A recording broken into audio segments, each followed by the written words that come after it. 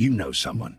Not someone vague, someone specific, someone who prays, who gives, who attends every service, every prayer meeting, every vigil, who tithes consistently, even when the month is hard, who leads the devotional in the morning and is the last one to leave the prayer room at night. And something is being taken from them, not because they lack faith. They have more faith than most of the people around them, not because they are not praying hard enough. They are praying harder than they have ever prayed in their life. But the marriage is cold, or the business keeps collapsing at the exact moment it should launch, or the children cannot settle, or the health is deteriorating in ways no doctor can explain, or the money disappears before the month ends, systematically, not because of irresponsibility, but because of something that looks like a leak with no visible source. They have been like this for 3 years, or 5 or 10, and the people around them have been praying for them the whole time, and nothing has changed. Tonight I want to show you something Solomon left in the most overlooked section of his entire diagnostic tradition. Not theology, not doctrine, not another prayer request lifted into the air. A system, a test, 5 observable signs drawn from the founding chapter of the Testament of Solomon, and the catalogue of afflictions he spent years recording. And I want to show you why the church's absence of this diagnostic has left the most faithful people you know, the praying ones, the giving ones, the ones who never miss a service, without language for what is happening to them. Let me take you to the beginning of the Testament of Solomon. Chapter 1. Solomon is building the temple. This is the founding story of the entire Testament, the account from which everything else is derived. There is a young craftsman on Solomon's payroll. The text does not give his name. It calls him a young worker, a boy Solomon liked, a craftsman who showed up every day, who worked hard, who was valued on the site. And Solomon noticed something, not something dramatic, nothing that would draw a crowd. The boy was losing weight, growing weaker. His wages, half of them, every single day, were gone before he could account for them. He worked, he was paid. And by the next morning, half the payment had vanished. He did not know how. He could not explain it. He was not spending it recklessly. He was not irresponsible. Something was taking it. And here is the detail I need you to hold on to. Solomon did not pray over the boy immediately. He did not call a night vigil. He did not lay hands on him. He did not summon a prophet to deliver a word. He interrogated him, methodically, one question at a time. He built the picture slowly, detail by detail, pattern by pattern, until the shape of what was happening had a name. And only when he had named it, only when the diagnostic was complete, did he move toward the confrontation. The diagnosis came before the deliverance. That is the structural model for the entire Testament of Solomon. And that principle, identify the pattern before addressing the source, is what has been largely absent from what most of the church has taught about spiritual warfare. We have been taught to confront the manifestation. Solomon built a system for recognizing the thing before it manifests. Now I need to tell you something that came to me not from a library. It came to me on a Thursday night in my study in London. It was my cousin Emmanuel. Emmanuel is the kind of person who should not be struggling. He is brilliant, genuinely brilliant, the kind of mind that makes rooms go quiet when he speaks. He grew up bilingual, then added 3 more languages by his late 20s, because he was curious, and because language came easily to him, the way numbers come easily to some people. When he was 27, he built a small export business in Lagos from almost nothing. His first major contract, a European buyer, a real deal confirmed in writing, came through after 2 years of careful preparation. He was also training as a lay pastor in his church. He could quote scripture in Greek. He could explain it in Yoruba. He prayed every morning before 6. I'm telling you this so you understand. This was not a man who failed to plan, or who made careless decisions, or who neglected the spiritual disciplines. Over 3 years, I had watched a pattern. The business collapsed at the exact moment the first major contract was confirmed. Not before the confirmation, not long after. At the threshold, the week the paperwork was signed. The engagement, a godly engagement, a patient courtship, a woman his whole family loved, ended the week before the wedding ceremony. His health developed a persistent condition that no doctor could diagnose with confidence. It did not respond to treatment in the way it should. It arrived, the doctors said, from nowhere. They could not trace it. Always at a threshold. Always the same distance from the breakthrough. Always the same invisible wall. I had filed all of this as misfortune. Complex coincidence. The ordinary hardship of a good man living in a difficult city in a difficult time. That Thursday night, Emmanuel called me from Lagos. It was past 10 London time. He had been praying, he said. He had been fasting. He had done everything his pastor asked him to do, and then he said the thing that stopped me. Brother, I am praying harder than I have ever prayed in my life, and I feel farther from God than I have ever been. I did not know what to say to that. I told him I loved him, that I was thinking with him, that I would call him in the morning. After I put the phone down, I sat in the study for a long time without moving. Then I opened the Testament of Solomon. I had been working for 6 months on a comparative paper, the Testament alongside parallel texts, in Jewish, Islamic, and West African tradition. The manuscript had been open on my desk for weeks. I had been reading it as a scholar, as a man processing a research question. That night, I read chapter 1 again.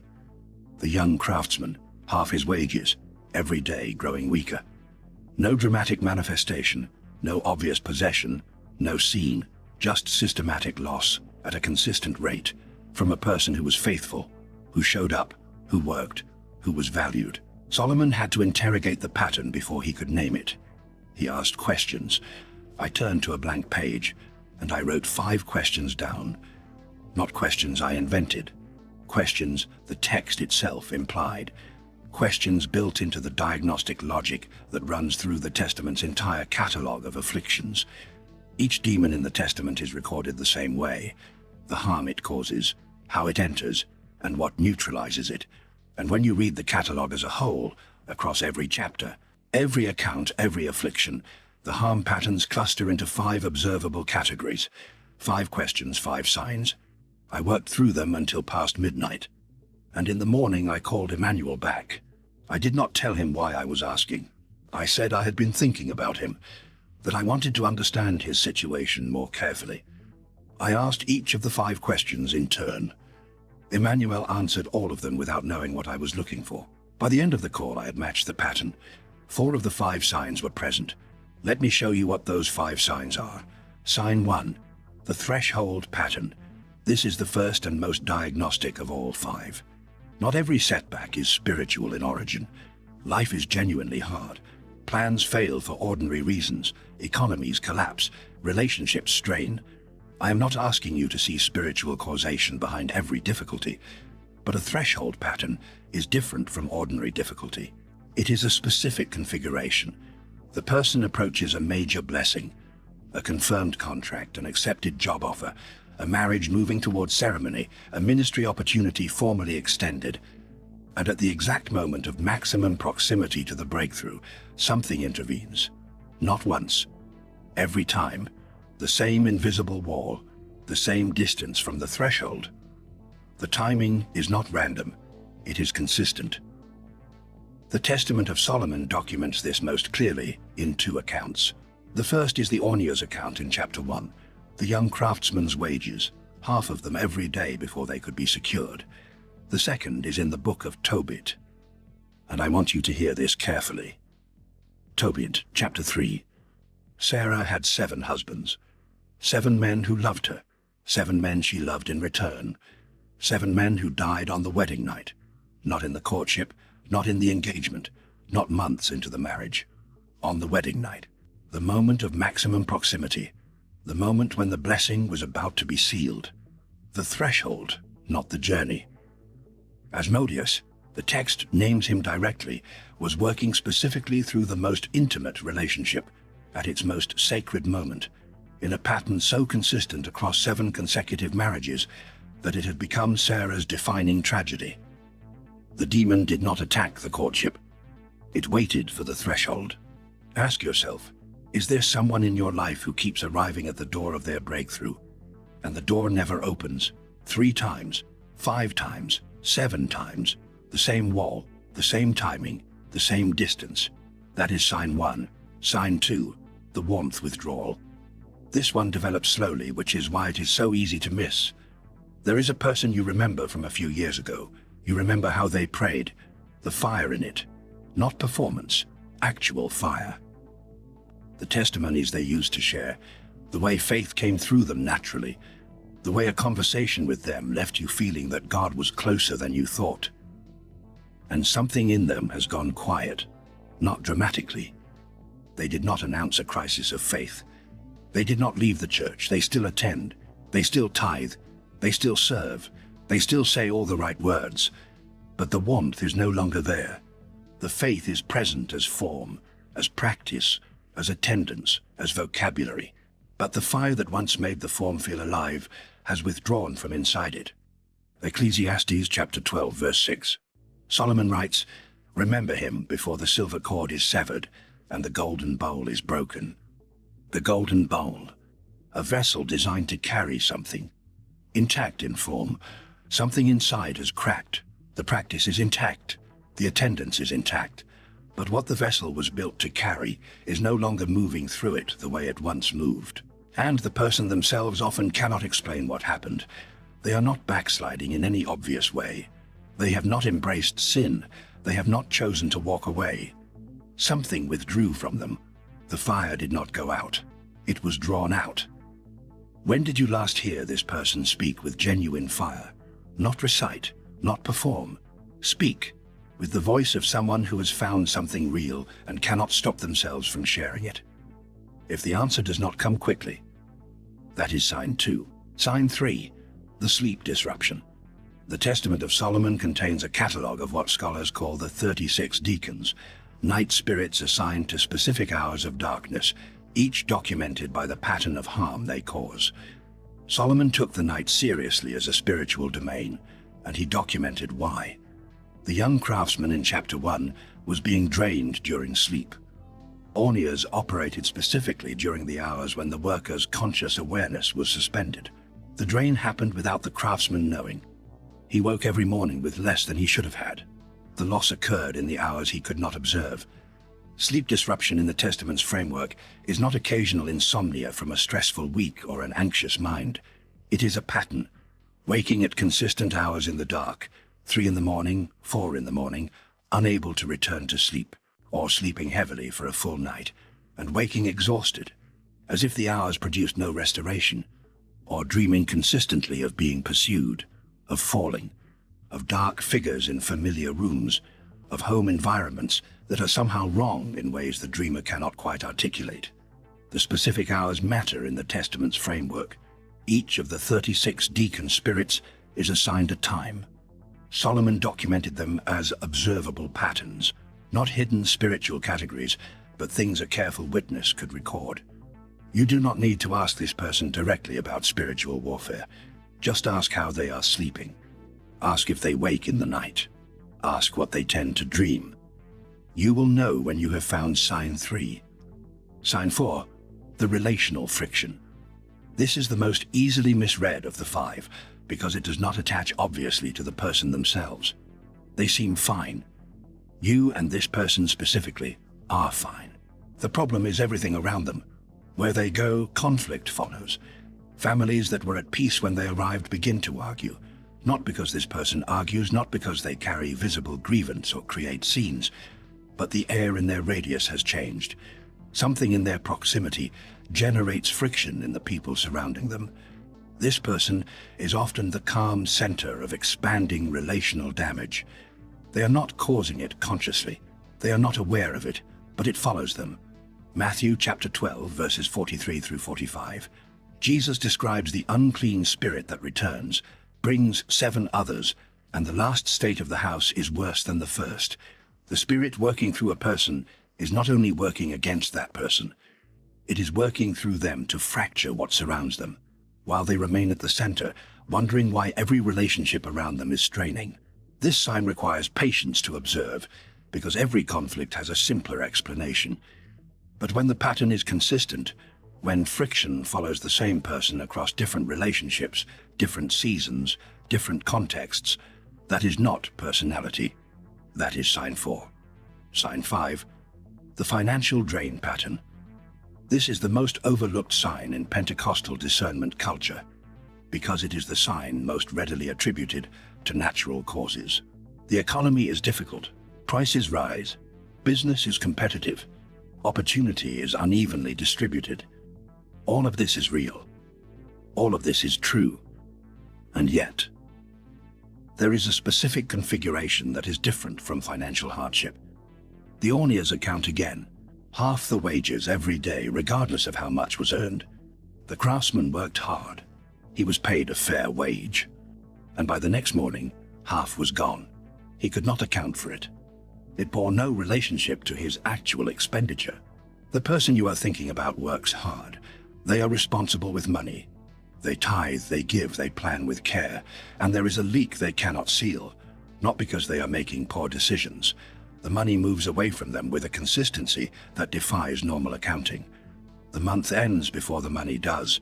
The savings do not grow regardless of effort. The income arrives, and something systematic, consistent, invisible, moves it away before it can accumulate. Solomon documented this in the founding story of the entire Testament. He documented it because he watched it happen to someone he knew personally. Someone faithful, someone who worked, someone who showed up. And the financial drain by itself is not conclusive, but combined with 2 or 3 of the other 4 signs, especially the threshold pattern and the warmth withdrawal, it forms a picture the Testament of Solomon recognized 3,000 years ago. I spent the morning on the phone with Emmanuel. By the end of the call, I had checked 4 of the 5 signs. Threshold pattern, yes, 3 times in 4 years. The contract, confirmed in writing, then collapsed. The engagement ended the week before the ceremony. The health condition arriving from nowhere at the moment life was stabilizing. Always at maximum proximity. Always the same timing. Warmth withdrawal, yes. Emmanuel himself had named it without knowing what he was naming. I am praying harder than I have ever prayed, and I feel farther from God than I have ever been. The practice was intact. The fire had withdrawn. Sleep disruption, yes. He mentioned it carefully, as if slightly embarrassed, waking between 3 and 4, regularly. Dreams he described in fragments, familiar rooms that were somehow wrong, figures he could not see clearly. Financial drain, yes. The business revenue had not accumulated as it should. Even in the months it was growing. The money moved away in ways he could not trace. Relational friction, partial. Some evidence, not the clearest of the 5, 4 signs, matched against the Testament of Solomon's diagnostic catalogue. Emmanuel had not been failing. Emmanuel had been occupied. And the prayer that had surrounded him for years, faithful, loving, genuine prayer, had been addressing the symptoms rather than the source. Because no one had run the diagnostic. Because Solomon's manual had been sitting in a first-century text on my desk, and no one had thought to ask 5 questions. Now let me tell you what you do. And I want to be precise here, because this is the most important part of the whole conversation. You do not confront the person. You do not call them into a room and tell them what you have discerned. You do not announce to them that you believe they are under spiritual affliction. You do not hand them a list of signs and ask them to evaluate themselves, because they are not the enemy. They are the occupied territory. The demon Solomon confronted in the Ornias account was not the young craftsman. The craftsman was being used. He was suffering. He was the one being drained. He was the victim of what was working through the situation around him, not the perpetrator of anything. You do not fight the territory. You pray over it. You intercede between them and what is working against them. Here is the protocol drawn from Solomon's tradition, the intercession model implied in the Testament, the covenant anointing tradition in Exodus 30, and Psalm 91, which the Dead Sea Scrolls community used as the primary protective text against malevolent spiritual forces. 4 steps. Do them in sequence. Step 1. Fast 1 day on their behalf. Not for your own request, not for anything you need, for them. This is what the Hebrew tradition calls covenant intercession. You are not fasting to humble your own body for your own prayer. You are placing your body in the position of proxy advocate. You are saying, with your physical body, that this person's need is large enough that you will deny yourself food to stand in the gap for them. 1 day, sunrise to sunset. You will feel the inconvenience. That is the point. The inconvenience is the declaration. You are becoming for one day their advocate before heaven. Step 2, speak their name aloud. Before you break the fast, find a place where you can speak without interruption, and declare this, or something like this, in your own words, with the full weight of what you mean behind every sentence. I cover this person by name with the blood of the covenant. No spirit that is familiar with this household has authority over them. I bind every spirit of drain and systematic loss. I bind every spirit of cold that has settled over their faith. I bind every spirit of threshold, every force that waits at the edge of breakthrough. I bind these in the name of the God who gave Solomon his ring. I am not asking. I am declaring what the covenant makes true. I want you to hear the phrase familiar spirit. In Hebrew, ob. The root of the word means a spirit that is familiar, a spirit that has been given access to a household through long proximity, through generational covenant, through doors opened over time, knowingly or unknowingly. Leviticus chapter 19, verse 31, 1 Samuel chapter 28. The OB does not arrive as a stranger. It knows the family's patterns, it knows their prayers, it knows the internal geography of the house. It has been there long enough to understand where the vulnerabilities are. Your declaration addresses that familiarity directly. No spirit that is familiar with this household has authority over them. That specificity matters. Name it, bind it, by its category, by its pattern, by the signs you have identified. Step 3, anoint whatever you can reach that belongs to them. A cloth they have left with you. Their Bible, if they have placed it in your care. The doorpost of their room, if you have access to where they live. It needs to be something that belongs to their personal sphere, something they have touched, something they use, something that exists within their daily life. The oil does not need to be the full formula of Exodus chapter 30, though if you have prepared that oil, use it. It is the right substance for this purpose. Pure olive oil will carry the covenant intention, 1 drop, applied to the object with your fingertip. No ceremony required, no performance. Just intentionality and the knowledge of what you are doing and why. You are marking something within their personal sphere with the covenant substance. You are placing a claim on what belongs to them. The oil is the declaration in physical form. Step 4. Pray Psalm 91 over their name. Not generally, not paraphrased, not summarized, word for word. And each time the text uses the second person, you, your, him, insert their name. He who dwells in the shelter of the Most High, Emmanuel, will rest in the shadow of the Almighty. Through the entire text, name inserted at every occurrence of the second person. Psalm 91 is not a comfort text. It was used in the Dead Sea Scrolls community as a document of active spiritual protection, a covering, a military perimeter. The structure of it is declarative and forward-moving. It does not petition, it establishes. When you speak it over a specific name, word for word, you are covering that name with the entire structure of the text. You are doing this without their knowledge, without their participation, without their needing to do anything, because they are already tired. They have already been praying harder than they have ever prayed, and they feel farther from God than they have ever been. You are stepping into the gap. I've thought many times since that Thursday night about why Solomon's diagnostic tradition has not been more fully integrated into what the church teaches about spiritual protection. I think the answer is uncomfortable. We have built a discernment tradition oriented toward the dramatic, the visible manifestation, the scene, the confrontation that can be witnessed and reported. And Solomon's diagnostic system was built for precisely the opposite. It was built for the form of spiritual affliction that presents as ordinary misfortune, as chronic illness without a diagnosis, as a marriage going cold between two people who genuinely love each other, as financial difficulty in a responsible, hard-working person, as a man of God who used to burn and no longer burns. The church has had robust language and robust practice for dramatic manifestation.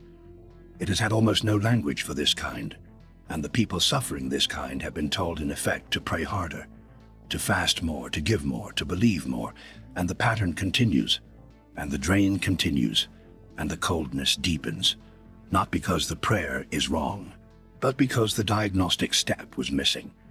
Solomon built the diagnostic, chapter 1 of his most forensic text, available to anyone who would read it not as ancient curiosity, but as a working manual. He built it because he saw what happened when the diagnostic was absent. He saw a faithful young man being systematically destroyed, quietly, invisibly, with no dramatic sign to draw the attention of the crowd. And he noticed. He noticed before anyone else noticed. And then he asked 5 questions. And the pattern had a name, and the name preceded the deliverance. I called Emmanuel back 3 days after the diagnostic call. I did not tell him everything I had done. I told him I had been praying specifically for him, not generally, not in a passing way, but specifically for 1 day with fasting. I told him I had identified a pattern I wanted to pray into on his behalf. I asked if I could speak a declaration over him. He said yes. I covered him by name, with the covenant language. I bound what the pattern had indicated, by category, by sign. I anointed a cloth he had left with me during a visit, and told him I had. After the declaration, he was quiet for a long time. Then he said, "That is the most specific prayer anyone has ever prayed for me. Not the longest, not the most emotionally intense, not the most dramatic, the most specific, because the diagnosis was specific. I am still watching. 3 years of pattern is not undone by 1 phone call and 1 day of fasting. I am not telling you this is a formula with a guaranteed outcome, but something shifted. And Emmanuel, the last time we spoke, said something I wrote in my notebook and have not been able to stop thinking about. He said, 'Brother, I feel like someone finally named what I was fighting. Not cured, named. And there is something about having the right name for a thing that changes your relationship to it.' Solomon understood this at the deepest possible level. It is why the entire structure of the Testament of Solomon is a naming exercise. Bring it before you, ask its name, record its pattern, deploy the counterforce. The naming comes first, always. The diagnostic comes before the deliverance, always. That is not a theological preference. That is the structure of the founding chapter of Solomon's most careful forensic text, the structure he chose when he built the system from scratch. I do not know whose face came into your mind in the first minute of this conversation, but I think you know.